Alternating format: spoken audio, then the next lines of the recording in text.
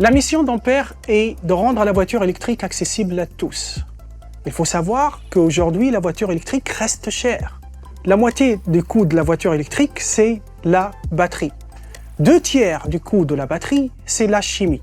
Donc il est impératif de réduire le coût de la chimie afin de rendre la mobilité électrique accessible à tous en Europe. C'est exactement ce qu'on est en train de faire avec la roadmap chimie que nous avons mis en place. La roadmap chimie a pour objectif de réduire les coûts et améliorer en continu les performances de la batterie. Sur le très court terme, l'objectif de la roadmap chimie, c'est de déployer la chimie LFP. Lithium, fer, phosphate. Sur le moyen terme, notre objectif, c'est d'obtenir la densité d'énergie du NMC, nickel, manganèse, cobalt, mais au prix du LFP, aux tolérances abusives du LFP.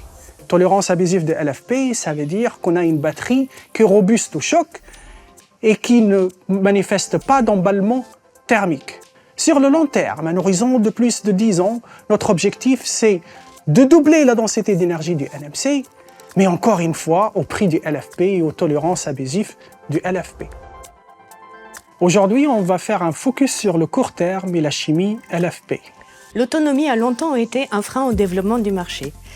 Et notre priorité était de contribuer à lever cet obstacle.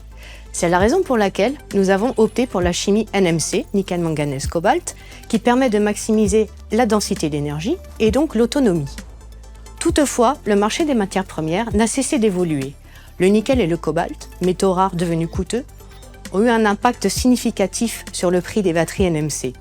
La réduction importante de l'écart de performance avec les batteries NMC nous a convaincus d'adapter la chimie LFP. Cette chimie permet à Ampère de proposer des voitures électriques capables de répondre aux besoins de plus de 85% de notre clientèle, et ce, dès 2026. Ces dernières années, nous avons observé une augmentation de près de 40% de la densité énergétique de la chimie LFP. Passant de 300 Wh à 415 Wh, cela signifie une autonomie accrue de 150 km pour les véhicules. Le temps nécessaire pour recharger 70% de la batterie a été divisé par 2, permettant une recharge de 240 km en seulement 15 minutes. Le développement de nouvelles approches d'intégration de la cellule comme Cell-to-Pack ou Cell-to-Châssis et l'excellente tolérance abusive de la chimie LFP nous donnent la possibilité de remplir plus efficacement la zone d'énergie disponible dans la voiture.